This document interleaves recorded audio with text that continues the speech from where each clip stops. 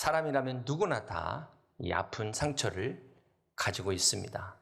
간혹 아파서 병원에 갔더니 옛날에 그 다친 상처 잘 치료하지 않아가지고 문제가 생기는 경우가 종종 있습니다. 그런데 우리 마음도 마찬가지라는 것이죠. 과거의 상처가 해결되지 않아서 지금도 여전히 마음에 짐이 있다면 그것은 더 이상 과거의 문제가 아니라는 것입니다. 자, 그렇다면 우리가 왜 이렇게 원치 않는 상처를 받을까요? 성경은 근본적으로 우리가 죄인이기 때문에 상처를 받는다고 말씀하고 있습니다. 죄로 인해 하나님의 형상을 잃어버린 인간은 우리 자신의 의지와 상관없이 다른 사람으로부터 상처를 받고 또 상처를 주면서 살아간다는 것입니다. 이렇게 죄의 상처를 우리는 영혼의 상처라고 이야기합니다. 죄의 후유증이 반드시 있는데요. 그것이 바로 영혼의 상처입니다. 이 영혼의 상처가 어떻게 나타나죠? 죄책감, 죄에 대한 수치심, 양심의 가책으로 나타난다는 것입니다. 그래서 이 잠재의식 속에 있는 영혼의 상처가 우리 안에서 문제를 야기합니다. 각종 정신병을 야기할 수도 있고요. 온갖 육신의 질병들, 신경성, 스트레스성 이런 질병들을 일으킨다는 것입니다. 설망어검이라는 말을 들어보셨을 텐데요. 칼의 상처보다 말의 상처가 더 크다, 더 아프다는 것입니다. 육신의 상처는 약을 바르고 시간이 지나면 낫는데 이 말의 상처, 마음의 상처는 세월이 지나도 낫지를 않는다는 것입니다. 이 프로이드가 남에 대해서 말로 공격하는 죄성을 구강공격성이라는 말을 했는데요. 어린 아기가 이제 엄마의 젖을 빨다가 깨무는 경우가 있잖아요. 이 구강공격성이 성인이 되면은 어떻게 나타나냐면 남을 비난하고 욕하는 것으로 나타난다는 것입니다. 그러니까 그런 말에 너무 신경 쓰지 말라는 거예요. 우리가 간혹 인터넷에 악성 댓글 때문에 자살하는 경우를, 안타까운 경우를 종종 봅니다. 인터넷은 군중심리죠. 네. 개인에게는 양심이 있지만 집단에게는 양심이 없다. 네. 제가 한 말이 아니고 키에르케고르가 한 말입니다. 그렇기 때문에 이런 말에 상처받으면 나만 손해라는 것입니다. 이 상처가 잠재된 의식 속에 들어와 가지고 의식하지 못하는 사이에 우리의 성격을 형성하고 그것이 우리의 인격이 된다는 것입니다. 그래서 우리가 이 상처를 극복하는 것은 대단히 중요한 문제라는 사실입니다. 사랑하는 성도 여러분, 오늘 여러분에게는 어떤 상처가 있으십니까? 오늘 에레미야 선지자를 통해서 이스라엘 백성들의 상처를 치유하신 하나님께서 저와 여러분의 상처를 치유하시는 은혜가 임하시기를 주님의 이름으로 축복합니다. 오늘 본문의 에레미야는 BC 626년에서 586년, 40년 동안 활동했던 선지자입니다. 이 에레미야 선지자의 별명이 바로 눈물의 선지자죠. 에레미야는 이스라엘 백성들이 하나님을 떠나 우상을 섬기는 그 수많은 죄악 가운데서 하나님의 심판을 외쳤던 선지자였습니다. 그가 얼마나 많은 상처를 받았겠습니까? 잘 아시는 것처럼 에레미야는 총 52장으로 되어 있는데요. 1장부터 29장까지는 하나님의 심판과 경고의 말씀을 전하고 있습니다. 그리고 우리가 함께 본 30장부터 33장까지는 하나님의 구원과 회복의 은혜를 전하고 있습니다. 우리 에레미야 30장 1절과 2절을 같이 한번 보시겠습니다. 여호와께로부터 말씀이 에레미야에게 임하여 이르시니라. 이스라엘 하나님 여호와께서 이와 같이 말씀하여 이르시기를 내가 내게 일러준 모든 말을 책에 기록하라. 자, 하나님께서 이 말씀을 책에 기록하라고 말씀하신 이유가 뭘까요? 그것은 오늘 우리만이 아닌 우리 자녀들, 다음 세대들도 깨달을 수 있도록 알려주라는 것입니다. 하나님의 말씀이 진리구나. 하나님의 말씀은 반드시 이루어진다라는 것을 오늘 저와 여러분이 깨닫도록 오늘 성경이 확실하게 글로 이렇게 남기고 있다는 사실을 믿으시기를 바랍니다. 그렇게 3절에 여호와의 말씀이니라, 또 10절에도 여호와의 말씀이니라, 17절에도 여호와의 말씀이니라. 이것은 무엇을 말할까요?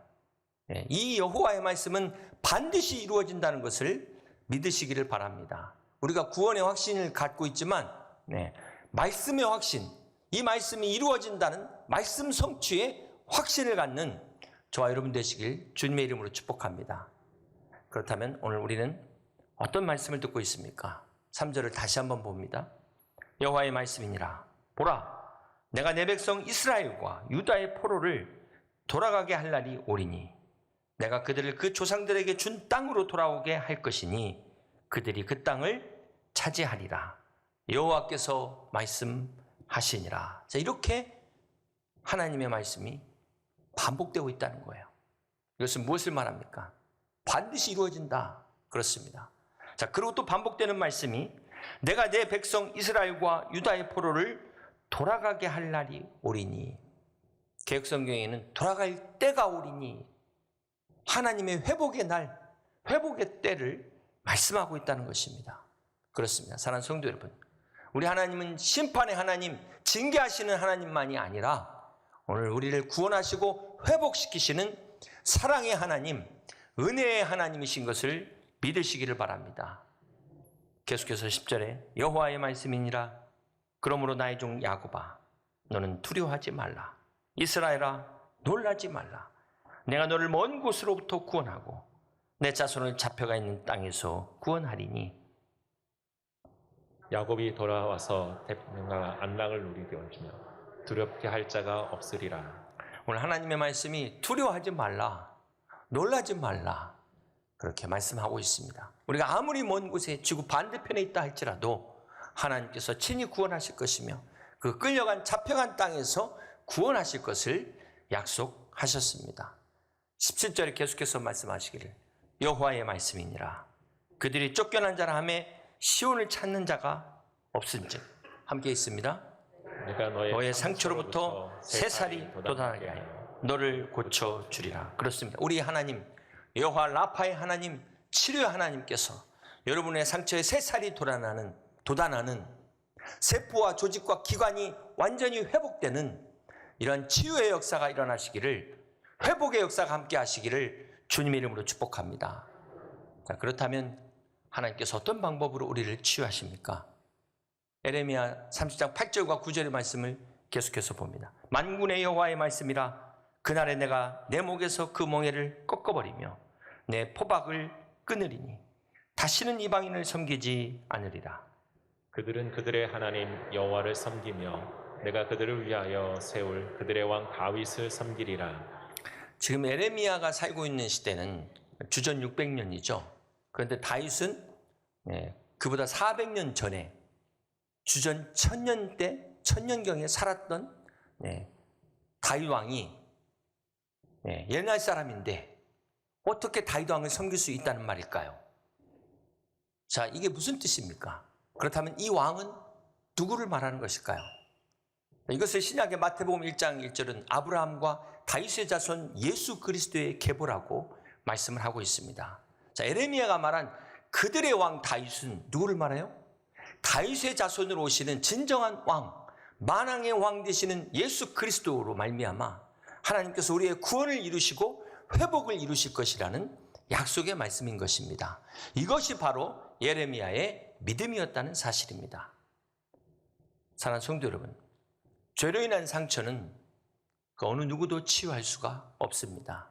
영적인 영혼의 상처는 어떤 병원도 인간도 치유할 수 없는, 오직 하나님만이 치료하실 수 있는 예수 그리스도만이 치료자이심을 믿으시기를 바랍니다. 그래서 이사야 선지자가 이사야서 53장 5절의 말씀에 그가 찔림은 우리의 허물 때문이요 그가 상함은 우리의 죄악 때문이라. 함께 있습니다. 그가 징계를 받음으로 우리는 평화를 누리고 그가 채찍에 맞음으로 우리는 나음을 받았도다. 그렇습니다. 우리 주님께서 친히 십자가에서 우리의 모든 아픔을, 상처를 담당하셨기에 오늘 우리가 회복될 수 있는 것입니다. 이 주님의 십자가 앞에 여러분의 모든 상처를, 여러분의 모든 아픔과 슬픔과 고통을 다 내려놓으시기를 주님의 이름으로 축복합니다. 고린도후서 11장에 보면은 사도 바울이 옥에 갇히기도 하고 매도 40에서 하나 감한매를 무려 5번이나 맞고 3번의 태장을 맞습니다. 태장이라는 것은 채찍으로 맞는 것이죠. 그리고 또 돌로 맞고 바다에서 배는 3번이나 파손하고 사도 바울의 그 일정에 죽을 뻔한 고비가 한두 번이 아니었습니다. 한마디로 바울이야말로 가장 많은 상처를 받은 사람이었다. 그것도 주님의 일을 하면서. 그 사도 바울이 갈라디아서 6장 17절에 이렇게 고백합니다. 이후로는 누구든지 나를 괴롭게 하지 말라. 함께 있습니다. 내가 내 몸에 예수의 흔적을 지니고 있노라. 이 흔적이 무엇을 말할까요? 이 사도 바울의 흔적이 바로 상처의 흔적입니다. 아마 우리가 사도 바울의 몸을 지금 볼 수 없지만 이 당시 아마 볼 수 있었다면은 막 몸 여기저기에 흉터가 가득하지 않았을까. 그러나 정작 이 바울을 괴롭힌 것은 육체의 상처가 아니었다는 것입니다. 이것보다 더 큰 상처가 무엇이었을까요? 사도 바울이 디모데후서 4장 10절에서 그 상처를 이렇게 이야기합니다. 데마는 이 세상을 사랑하여 나를 버리고 데살로니가로 갔고 그레스게는 갈라디아로, 디도는 달마디아로 갔고. 여러분, 이 육체의 상처보다도 더 아픈 것이 바로 마음의 상처예요. 함께하던 사람이 나를 버리고 떠났을 때, 배신했을 때, 그때 우리는 상처를 받는 것입니다. 사랑하는 성도 여러분, 이렇게 사도 바울 하면은 능력의 종 아닙니까? 그가 기도한 손수건을 갖다 얹어서 병든 사람에게 얹기만 해도 죽은 자가 살아나는 능력의 사도 바울조차 이렇게 많은 상처를 갖고 있었다는 사실입니다. 이것은 무엇을 말할까요? 오늘 우리도 마찬가지예요. 오늘 우리 인생도 살아가면서 비록 주의 길을 가지만 이 상처를 다 피할 수 없다는 사실을 기억하시길 바랍니다. 자, 그럼에도 불구하고 어떻게 하면 우리가 상처를 덜 받고 상처를 주지 않을 수 있을까? 그것은 뭐니 해도 예방이 최고 아니겠습니까? 그래서 우리가 다 백신을 맞는 거 아니겠어요? 영적인 예방, 바로 에베소서 6장 10절에서 말씀합니다. 11절까지 함께 같이 교독합니다. 끝으로 너희가 주 안에서와 그 힘의 능력으로 강건하여지고 마귀의 관계를 능히 대적하기 위하여 하나님의 전신갑주를 입으라. 영적인 예방 백신은 바로 하나님의 전신갑주로 무장하는 것입니다. 이 하나님의 전신갑주가 마지막에 성령의 검 하나를 빼고는 대부분이 다 방어용 무기입니다. 대표적으로 구원의 투구, 머리를 보호해야 되지 않겠습니까? 이것은 무엇을 말할까요? 우리 생각을 지키라는 거예요. 마귀가 주는 생각이 아니라 하나님이 주는 생각으로, 믿음의 생각으로 여러분의 생각을 지키라는 것입니다. 또 의의 호심경은 흉배인데요. 가슴을 보호하는 갑옷입니다. 마귀의 공격으로부터 여러분의 마음을 지키라는 거예요. 보호하라는 것입니다. 또 이 믿음의 방패는 이 마귀의 화살, 이 불 화살로부터 이 공격으로부터 방어하기 위해서 방패가 필요한데요. 이 멀리서 날아오는 화살을 막으려면 어떻게 해야 될까요? 방패가 이만하면 이게 잘 막아질까요? 큰 믿음의 방패가 있어야 되는 것입니다. 에베소서 6장 11절에는 마귀의 관계를 능히 대적하기 위하여 하나님의 전신갑주를 입으라고 말씀하고 있습니다. 여기 마귀의 관계가 바로 상처를 통해서 우리 성도들을 넘어뜨리는 거예요. 그런데 우리가 이걸 방어할 무기가 없으면 어떻게 되죠? 전부 다 받는 거 아닙니까? 상처를 다 갖다 받는 겁니다. 그러면 어떻게 될까요? 창세기 4장 23절에 보니까 라멕이 아내들에게 이르되 아다와 실라여 내 목소리를 들으라. 라멕의 아내들이여 내 말을 들으라. 함께 있습니다. 나의 상처로 말미암아 내가 사람을 죽였고 나의 상함으로 말미암아 소년을 죽였도다. 이 악한 영이 우리 안에 어떻게 들어옵니까? 상처를 통해 들어온다는 것입니다. 그런데 이 상처가 상처로 끝나지 않고 어떻게 돼요? 나의 상처로 말미암아 내가 사람을 죽였고, 결국 사람을 죽이는 살인까지 갈 수 있다는 것입니다. 여러분, 타살과 자살이 결국은 같은 말, 동의어예요. 남을 죽이냐 나를 죽이냐의 차이일 뿐입니다. 똑같은 살인이에요. 상처가 있는 사람들은 이 악한 영들이 상처를 교두보로 삼고 계속해서 괴롭히는 겁니다. 들락날락 하면서. 그러면서 내가 실패한 것만 생각하고 남이 서운하게 한 것만 기억나고, 그래서 자꾸 남을 원망하는 거예요. 그래서 자신의 가치를 깨닫지 못하고요. 아니, 더 이상 살 가치를 못 느끼게 막 충동질하고, 그렇게 해서 스스로 자기 생명을 끊게 만드는 것이 마귀의 관계라는 것입니다. 그런데 이것이 어디서 시작돼요? 상처에서 시작됩니다. 한마디로 이 상처는 마귀의 집이에요. 내가 상처를 많이 갖고 있다. 그러면 내 안에 마귀의 집이 많다 생각하시면 되는 겁니다. 지금 상처받은 것도 억울한데 이 상처 가지고 내가 나를 죽이고 있지는 않습니까? 그게 자살행위죠. 더 이상 여러분 남이 던진 상처로 나 자신을 죽이는 일을 중단하시기 바랍니다. 사랑하는 성도 여러분, 자, 인생이 결론적으로는 상처 없는 인생이 없다는 것이죠. 그렇기 때문에 상처 없는 사람은 없습니다. 자, 그렇다고 해서 우리가 상처가 우리 인생의 주인이 될 수는 없죠. 상처가 우리 인생의 주인이 되는 순간 우리는 종이 되어버리는 겁니다. 자유함을 빼앗기는 거예요. 그냥 마귀더러 들어오라고 길을 열어놓은 겁니다. 열어놨어요. 대문을 활짝 열어놨어요. 그런 사람들은 하나님과 관계도 문제가 됩니다. 그리고 내가 그렇게 상처를 받아서 나는 절대로 그렇게 하지 않아야지 그래놓고는 남에게 더 상처를 주는 사람이 될 수 있다는 거예요. 그래서 우리 안에 상처가 극복돼야 되는, 치유돼야 되는 것입니다. 그러기 위해서 어떻게 해야 될까요? 먼저는 우리가 이 상처에 대한 인식을 바꿔야 됩니다. 이 상처가 꼭 나쁜 것만 있는 게 아니라는 것이죠. 대표적으로 여러분, 보석 중에 진주는 어떻게 만들어집니까? 조개의 상처를 통해서 만들어진 것이 진주입니다. 우리가 암이 이 무서운 병인 이유가 전혀 자각 증세가 없다가 증세가 나타나면 너무 늦었다는 거잖아요. 만약에 이 암이 초기부터 고통이 느껴진다면 절대로 무서운 병이 아닐 것입니다. 자, 그렇기 때문에 우리가 상처를 느낀다, 고통을 느낀다는 게 꼭 나쁜 게 아니라는 것이에요. 오히려 상처를 더 빨리 느낄수록, 아픔을 더 빨리 깨달을수록 더 큰 병을 막을 수 있다는, 이러한 관점에서 상처를 바라볼 수 있기를 바랍니다. 상처받을 때 내가 너무 아파로만 생각하지 마시고 거기서 깨닫는 교훈을 얻어야 되는 것입니다. 사람에게 상처받을 때, 그렇지, 사람은 믿음의 대상이 아니라 사랑의 대상이지, 사람은 역시 의지할 게 못 돼. 그러면서 어떻게 해야 돼요? 도울림 없는 방백들 의지하지 마시고 하나님만 의지할 수 있는, 상처를 통해서 이렇게 하나님께 나올 수 있는 저와 여러분 될 수 있길 주님의 이름으로 축복합니다. 이럴 때 상처가 축복이 되는 거예요. 사랑하는 성도 여러분, 만약에 이 상처가 없었다면 오늘 우리의 삶이 어땠을까요?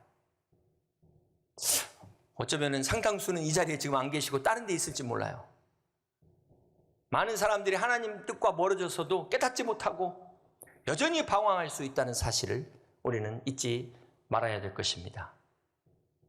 사랑하는 성도 여러분, 상처 많은 꽃잎이 더 향기로운 것처럼 상처 많은 영혼이 더 깊고 극한 그리스도의 향기를 나타낼 수 있다는 사실을 기억하시길 바랍니다. 미국의 정신의학자 밀턴 밀러는 이런 말을 했어요. 자기를 진정으로 이해하는 한 사람, 사랑하는 단 한 사람만 있어도 절대로 삶을 포기하지 않는다. 오늘 여러분의 삶에 여러분을 진정으로 이해해주는 그 한 사람이 있으십니까? 사실 이게 쉬운 일이 아니죠. 남을 이해하고 남의 말에 귀 기울인다는 게 그렇게 생각같이 쉽지 않습니다. 여러분 노래방에서 다른 사람 노래 부를 때 뭐 하세요? 대부분 자기가 부를 거 찾고 있어요. 이렇게 우리가 말하는 걸 좋아하지 듣는 걸 좋아하는 사람이 별로 없다는 거예요. 인터넷에 이런 글이 있어서 하나 소개하려고 합니다. 당신 옆에 이런 사람이 있습니까? 삶이 너무나 고달파 모든 것을 포기하려 해도 딱 한 사람, 나를 의지하는 그 사람의 삶이 무너질 것 같아 일어나 내일을 향해 바로 섭니다. 아프고 슬픈 일이 너무 많아 눈물만 흘리면서 살아갈 것 같지만 딱 한 사람, 나를 향해 웃고 있는 그 사람의 해맑은 웃음이 떠올라 흐르는 눈물을 닦고 혼자 조용히 웃어봅니다. 사람들의 멸시와 조롱 때문에 이제는 아무 일도 할 수 없을 것 같지만 딱 한 사람, 나를 인정해주고 격려해주는 그 사람의 목소리가 귓가에 맴돌아 다시 용기를 내어 일을 시작합니다.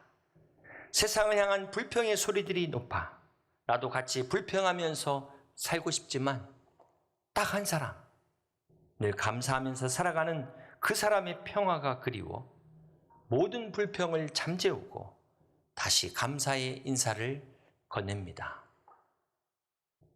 사랑하는 성도 여러분, 오늘 여러분 옆에 이런 사람, 한 사람이라도 있으십니까? 만약 없으시다면 여러분이 이런 한 사람이 될 수 있기를 주님의 이름으로 축복합니다. 한 사람을 사랑하는 것은 온 세상을 사랑하는 것입니다. 온 세상의 모든 사랑도 결국은 한 사람으로부터 시작되는 것입니다. 이제 말씀을 정리합니다. 요즘처럼 참 상담도 많고 TV 프로그램에서도 많이 나오고 유명하신 분도 계시는데 에레미야 8장 11절에 이런 말씀이 있습니다. 그들이 딸 내 백성의 상처를 심상히 고쳐주며 말하기를 평강하다 평강하다 하나 평강이 없도다. 아무리 좋은 유명한 상담 선생님을 찾아간다 해도 사람이 해결할 수 없는 인생의 문제들이 얼마나 많은지 모릅니다. 오늘 우리의 진정한 상담자는 바로 살아계신 하나님, 하나님의 아들이신 예수 그리스도가 우리의 진정한 원더풀 카운셀러, 상담자이신 것을 믿으시기를 바랍니다. 예레미야가 예언한 것처럼 예수님을 통해서 하나님께서 우리를 구원하시고 상한 심령을 치유하시기 위해서 주님이 이 땅에 오셨습니다. 이 시간 우리의 몸과 마음과 영혼의 상처를 다 주님께로 가지고 나오시기를 바랍니다. 이사야 선지자는 이사야서 30장 26절에 여호와께서 자기 백성의 상처를 싸매시며 그들의 맞은 자리를 고치시는 날에는 함께 있습니다. 달빛은 햇빛 같겠고 햇빛은 7배가 되어 7날의 빛과 같으리라. 그렇습니다. 우리의 모든 상처를 싸매시는 살아계신 하나님께서 우리의 상처를 기쁨과 평안으로 바꾸어 주실 것입니다. 이 하나님을 믿으시기를 바랍니다. 이 하나님 앞에 나오시기를 주님의 이름으로 축복합니다. 에레미야 30장 22절의 말씀입니다. 너희는 내 백성이 되겠고 나는 너희들의 하나님이 되리라. 오늘 나의 하나님, 우리의 하나님께 여러분의 모든 상처를 맡기셔서 십자가의 능력으로 어루만지시고 치유하시는 이 놀라운 회복의 역사가, 구원의 은혜가 여러분 가운데 충만하시기를 주님의 이름으로 축복합니다. 사도 바울이 갈라디아서 6장 17절에 이후로는 누구든지 나를 괴롭게 하지 말라. 내가 내 몸에 예수의 흔적을 지니고 있노라. 이 흔적이 스티그마입니다. 스티그마, 스티조에서 온 말인데요. 스티조가 흉터 외에도 낙인, 표시라는 뜻을 가지고 있습니다. 무슨 말입니까? 바울의 상처, 스카가 스티그마, 스타가 됐다는 것입니다. 여러분의 상처가 믿음 안에서 하늘의 별과 같은 영광의 별로서 하나님께서 그렇게 바꿔주셨다는 것입니다. 오늘 상처로 인해 받은 여러분의 모든 아픔과 고통이 그리스도 예수 안에서 십자가의 능력으로 별과 같이 비추는 하나님의 영광이 되는 축복을 누리시기를 주님의 이름으로 간절히 축원합니다.